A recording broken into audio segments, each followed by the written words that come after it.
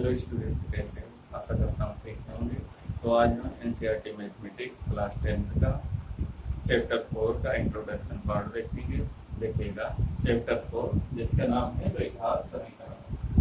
तो हम लोगों ने बहुपद पढ़ा था क्लास 9th में। उसमें हमें रैखिक बहुपद, द्विघात बहुपद, त्रिघात बहुपद इस रूप में मिला था।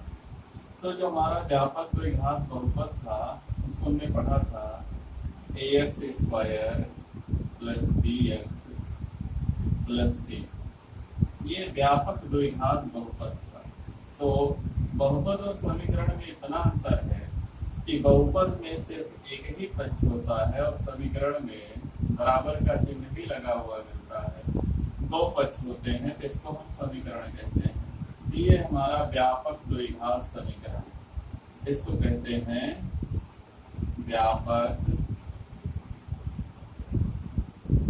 द्विघात समीकरण। व्यापक द्विघात समीकरण ax square plus bx plus c is equal to 0, जिसमें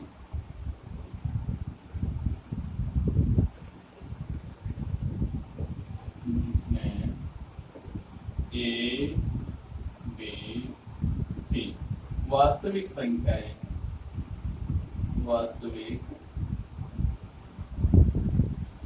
संख्याएं हैं।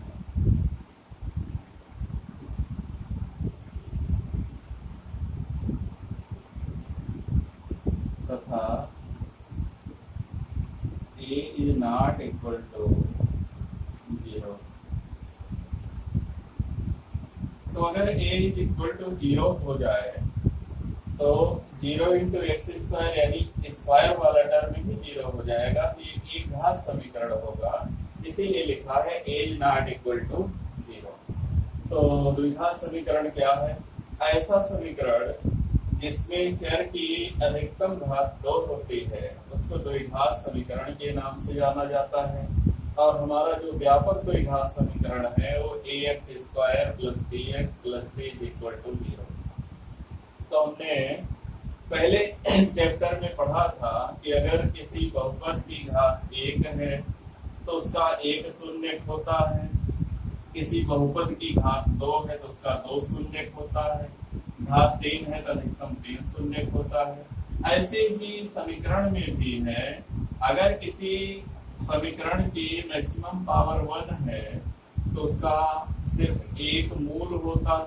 शून्य को यहाँ पर मूल कहा जाएगा या हल कहा जाएगा।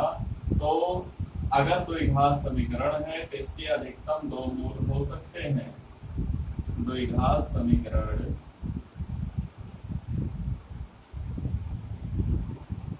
द्विघात समीकरण के अधिकतम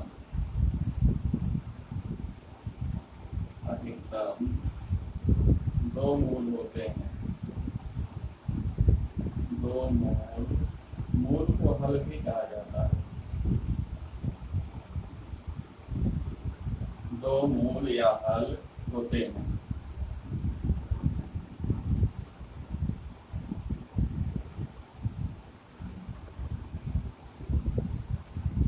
तो कोई भी द्विघात समीकरण होगा, अगर उसको हम सॉल्व करें तो यहाँ से x के अधिकतम 2 मान हमको मिल सकते हैं।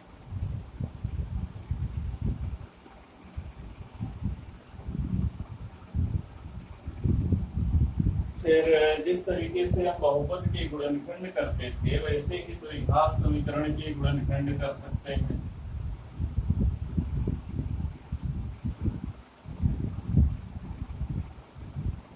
द्विघात समीकरण के मूल, इसे हमने मूल लिख लिया तो मूल का क्या मतलब है? Roots of quadratic equations. तो क्या होते हैं? मान लो हमने क्या किया, इस तरीके से लिखा है x square plus 5x plus 6। हमने इसको पढ़ रखा है छा बाहर बाहर का गुणा करते छा एक कम छा, छा को दो भागों में तोड़ेंगे, एक जोड़ने पर 5 आए, तो हम इसको तोड़ देते थे एक्स स्क्वायर, 3 दूनी छा और 3 दो 5, तो 5x को 2x धन 3x प्लस 6। इस तरीके से फिर इसमें दोनों में अब 4 पद हो गए, इसमें x कॉमन ले लेंगे, बचेगा x प्लस 2, फिर प्लस 3 कॉमन ले लेंगे, बचेगा x प्लस 2, फिर x प्लस 2 कॉमन ले लेंगे, बचेगा x प्लस 3। ये तो बहुपद हमने पढ़ा था। अगर इसी को समीकरण माने, इसको बराबर 0 कर ले, बराबर 0 कर ले, बाकी प्रक्रिया वही है, इसको बराबर 0 कर ले। तो अब बताइए कि अगर ऐसा हम करते हैं तो इसमें ध्यान देने वाली बात है कि अगर दो संख्याओं का गुणा शून्य आ रहा है, x plus 2 into x plus 3 शून्य आ रहा है, इसका मतलब ये हुआ कि किसी संख्या को अगर शून्य से गुणा करें तो उसका मान शून्य होता है। या तो पहली संख्या शून्य है, या तो दूसरी संख्या शून्य है, या तो दोनों शून्य है। यदि पहली संख्या शून्य है, यदि x plus 2 is equal to 0, तो x इज इक्वल टू 2 दाहिनी ओर जाएगा -2, इसका एक हल आ गया x बराबर -2। फिर यदि x plus 3 is equal to 0, तो x इज इक्वल टू -3।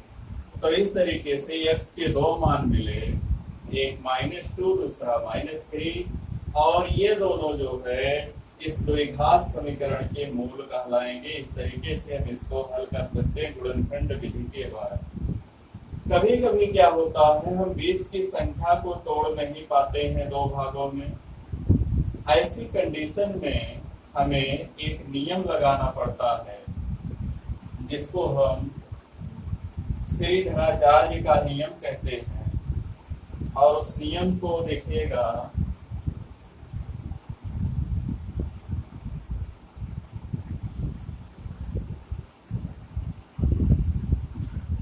पंडित श्रीधराचार्य का नियम है,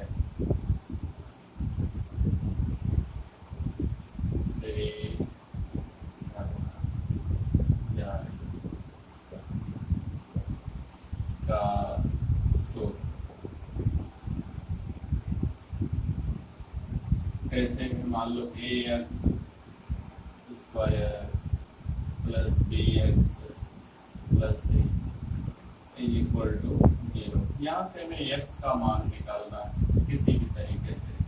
सबसे पहले हम दोनों पक्षों में a से भाग दे देंगे, तो हो जाएगा x square plus b by a into x plus c by a is equal to 0 by a, 0 ही होगा। दोनों पक्षों में हमने a से भाग दे दिया।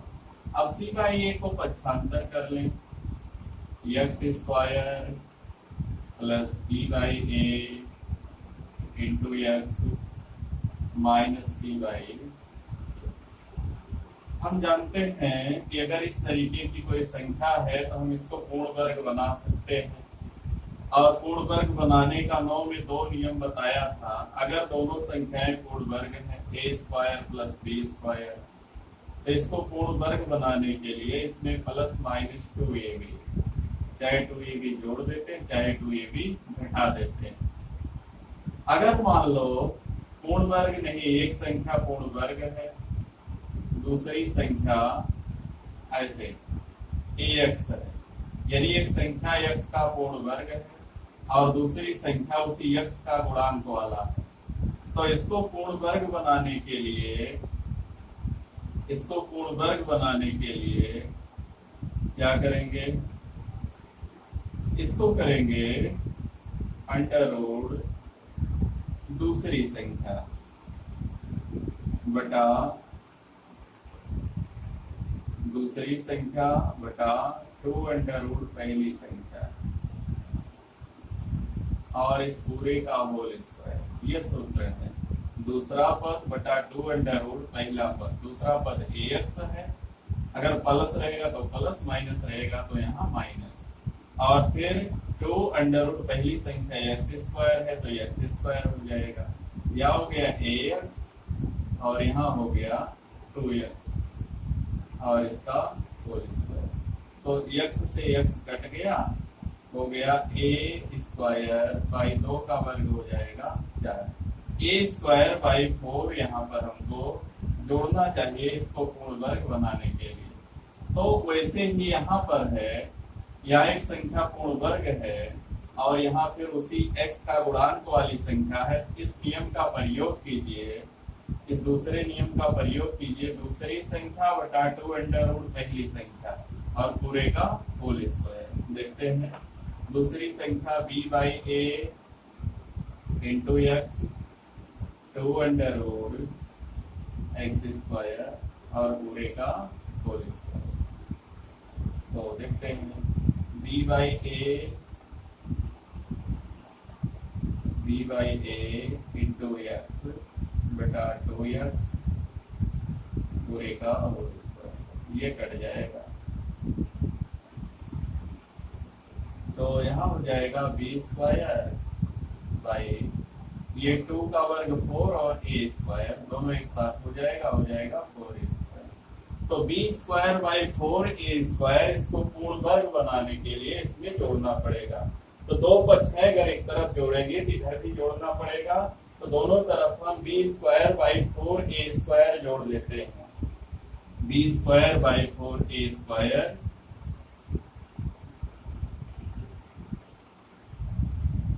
दोनों पक्षों में जोड़ने पर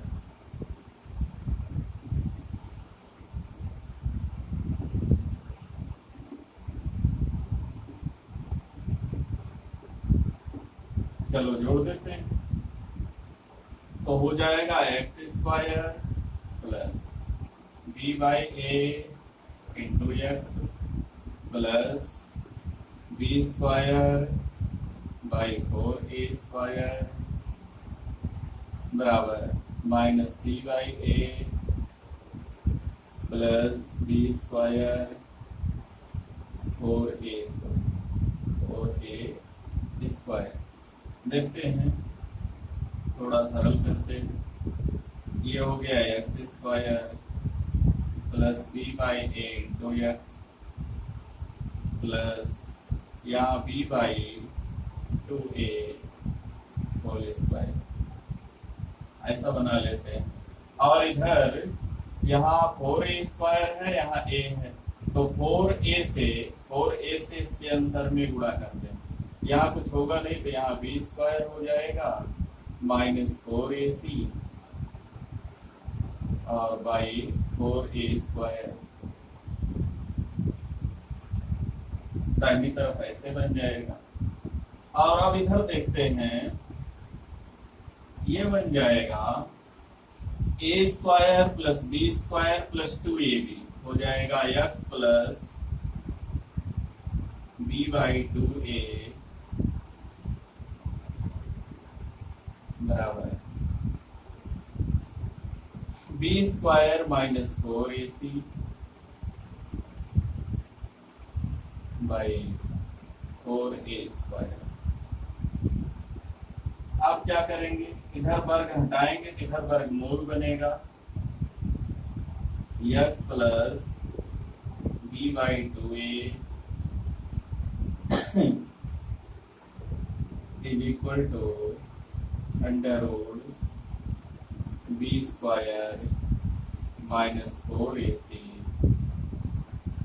बाई 4 का वर्गमूल 2a स्क्वायर का वर्गमूल a, यहाँ भी हो गया 2a। जब यहाँ से वर्ग हटाएंगे तो इधर रूट बनेगा, इसका वर्गमूल नहीं निकलेगा क्योंकि माइनस है, और 4 का वर्गमूल 2a स्क्वायर का वर्गमूल a हो जाएगा। अब यहाँ से हम केवल x रहने देंगे, b बाई 2a को पक्षांतर कर देंगे, तो होगा x बराबर b बाई 2a इधर जाएगा minus b by 2a plus b square minus 4ac इसके ऊपर लगा है रूट और बाई 2a। तो हर बराबर है, अंश सीधा जोड़ घट जाएगा, minus b plus minus under root b square minus 4ac by 2a। अगर हम गुणनखंड नहीं कर सकते हैं तो हम इस सूत्र का प्रयोग कर लेंगे और इसी सूत्र को हम पंडित श्रीधराचार्य के सूत्र के नाम से जानेंगे। x is equal to minus b plus minus under root b square minus 4ac by 2a। ये है हमारा पंडित श्रीधराचार्य का सूत्र। तो यहाँ अगर देखो तो यहाँ भी x के दो मान हैं, यहाँ भी x के दो मान हैं। एक x का जो मान है minus b plus under root b square minus 4ac by 2a, और एक x का मान है minus b minus under root b square minus 4ac by 2a। तो इस मान को अक्सर अल्फा का प्रयोग किया जाता है, इसके लिए अक्सर बीटा का प्रयोग किया जाता है। तो जो दोनों मूल लिखे जाते हैं वो सामान्यतः अल्फा और बीटा का प्रयोग करके लिखे जाते हैं।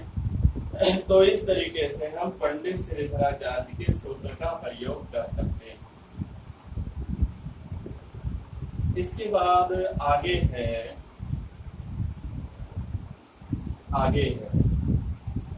पंडित श्रीधराचार्य के सूत्र में हमें एक पद मिला है।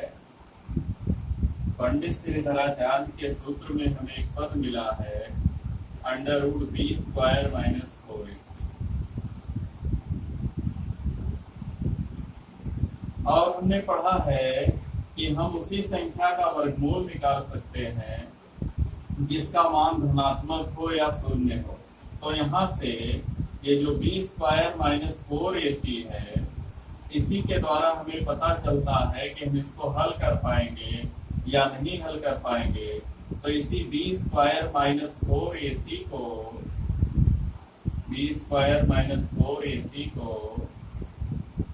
द्विघात समीकरण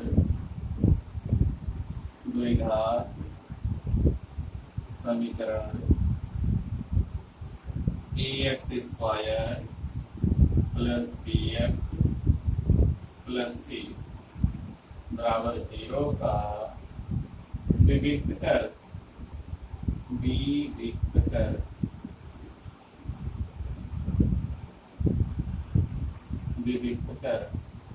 या विवेचक कहते हैं।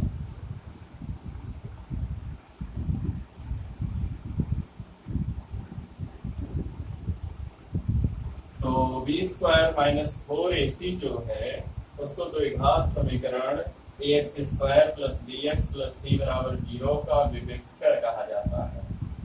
और फिर यहाँ से कुछ नियम है। यदि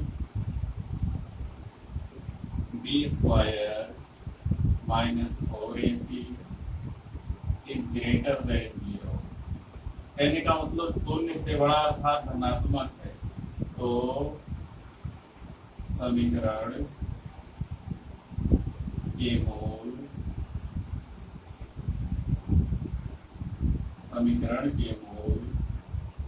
वास्तविक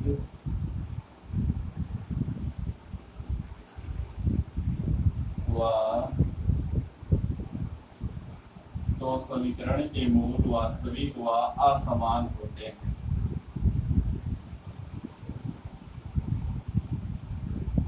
असमान होते हैं।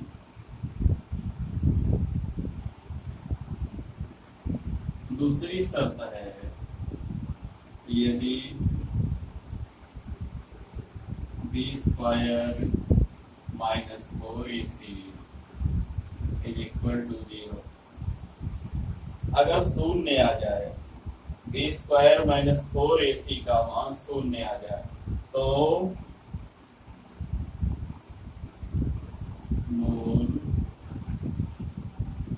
वास्तविक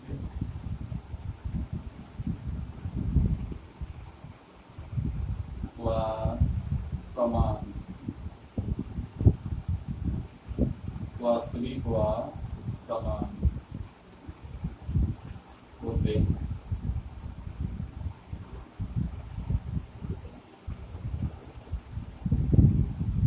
एक और कंडीशन है, 0 से छोटा भी हो सकता है यदि b square 4ac less than 0 तो मूल अधिकल्पित या काल्पनिक होते हैं। अधिकल्पित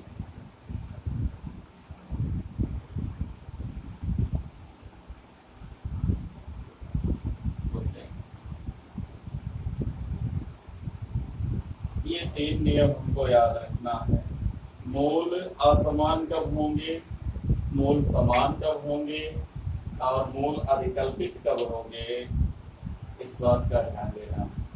2 बार वास्तविक होंगे, 1 बार अधिकल्पित होंगे। यहाँ मूल असमान होगा, यहाँ समान होगा और यहाँ अधिकल्पित। यानी अधिकल्पित का मतलब निकाल ही नहीं सकते, केवल कल्पना कर सकते हैं, तो समान असमान की इसमें बात ही नहीं। तो बस इस वीडियो में इतना ही। अगर हमारा वीडियो पसंद आएगा तो वीडियो को लाइक कीजिए, शेयर कीजिए और हमारे चैनल को सब्सक्राइब कीजिए। धन्यवाद।